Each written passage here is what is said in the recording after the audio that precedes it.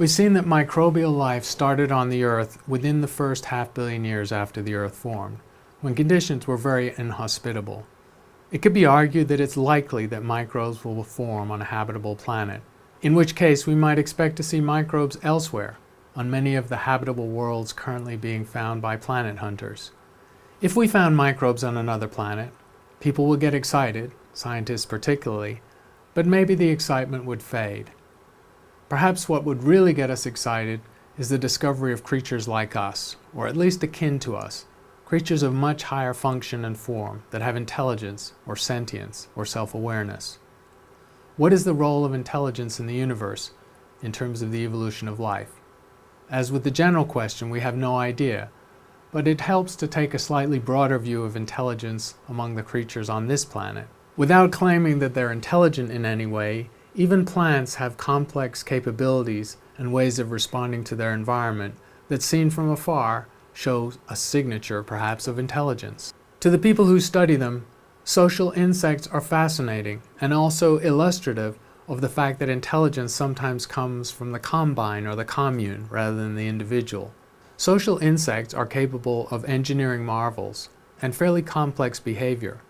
Even if this behavior is wired, it also shows the ability to adapt to the environment and change over time. And remember, the largest structures of the social insects rival in complexity and in size, scale to their size, our best structures. Communication among these creatures often takes place by chemical means, pheromones. And although this seems simplistic, if we take a social insect colony, the bandwidth in the sum of all the chemical communications exceeds the conversation bit rate of two people talking. What's important here is that evolution doesn't stand still. There are many insect species on this planet, 300,000 species of beetles alone. And what we might wonder is how natural selection will sculpt their behavior given sufficient time. What will these social creatures evolve to in their capabilities? Or what might they have evolved to if they developed on other planets? Moving up to more familiar creatures, the corvid family, which includes crows and ravens, and their close cousins, the parrots, have shown signs of significant intelligence, not only being able to learn the rudiments of human language and a significant vocabulary, but in some cases even abstract concepts or the ability to construct words from individual pieces. People who work with small mammals, rodents for example, understand that rats have distinct personalities, can anticipate punishment and reward. They have the ability for metacognition, and this is quite a high-level behavior for any creature, the ability to think about your own thinking process. We think we're special in the realm of intelligence, but in terms of brain mass relative to body mass, we're not off the chart smart. We're on a continuum with other creatures on the planet, and in fact, our brains are actually smaller than some of the marine mammals. Also, brain mass itself is a poor guide to complexity.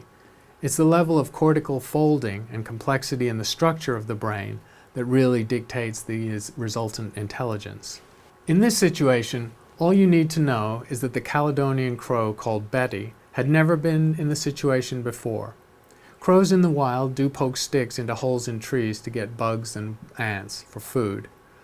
But in this situation, the crow is confronted with a cylinder containing one of its favorite objects, meat, in a small basket with no way to get the meat. The crow also had a wire and had never encountered a wire before. There was a slot in the base of the jar holding the meat, and you can see what happens. Crows and other animals like otters display tool use, something that humans developed that epitomizes them as the most advanced species on the planet. What about the comparison to orcas or killer whales, which people who work with them will say are highly sophisticated animals? The comparison doesn't always favor us. Both orcas and humans have no natural enemies. Their only natural enemy is in fact us. They have very large brains. They have complex language. The orca pods in the Puget Sound have been shown to have different dialects among the different family groupings that move around that large body of water. They're highly social animals, raising their children and educating them for a substantial fraction of their lives. They mate for life, something that can't always be said about humans. Perhaps the only difference is they don't have opposable thumbs and so have never developed the technology that graces our civilization. In all the branching points and contingencies in the history of evolution, something apparently extraordinary happened after 4 billion years of evolution of life on Earth. Apes developed the ability to walk upright and work in small social groups, both to farm and herd animals and harvest the food and energy they needed from the natural environment. They roamed around the planet, radiating from a center point in Africa around the world in a few tens of thousands of years. These are our precursors, humans. To take a cosmic perspective on our recent evolution, let's compare ourselves to dolphins and toothed whales, where we can study skull casings which give an indication of brain size. Looking at 50 million years of primate and marine mammal evolution, what we see is steady growth in the brain size of the marine mammals. What happened with the primates was different. Steady but slow growth from very small brains and a recent surge, most of which has occurred in the last 500,000 years, doubling our brain size to vault us to the top of the evolutionary pile. If intelligent aliens had visited the Earth virtually any time in the last 50 million years and asked where the brainiest creatures were, the answer would have been in the oceans, not on the land, and not with our ancestors. Even as we search for alien life forms in the universe, perhaps the aliens are among us. Cephalopods deviated from us in the tree of life almost 300 million years ago, a quite different branch. They function quite differently, with distributed brains, a central node at the top of their bodies, and subsidiary brains, one on each arm. This allows, for example, an arm when it's severed to continue moving over the sea floor and even changing its camouflage as a distraction. In addition to the distributed processing power of this cephalopod brain, they also have an extraordinary coloration mechanism. Cephalopod skins consist of 100 million or more chromatophores, which are able to change color 10 times a second over a full palette of the spectrum, even though cephalopods are colorblind. Not only that, but the skin can also change its texture or rugosity.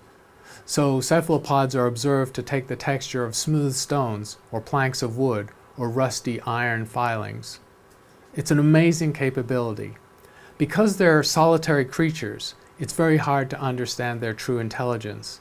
But they've been known to lead divers on wild goose chases through the three-dimensional labyrinth of a coral reef, occasionally coming back to rescue the divers when they seem to be lost. These are extraordinary creatures that we barely understand, the aliens among us. Without an ability to communicate with these species, we can only speculate as to their inner lives. Just how smart are humans compared to other species on the planet?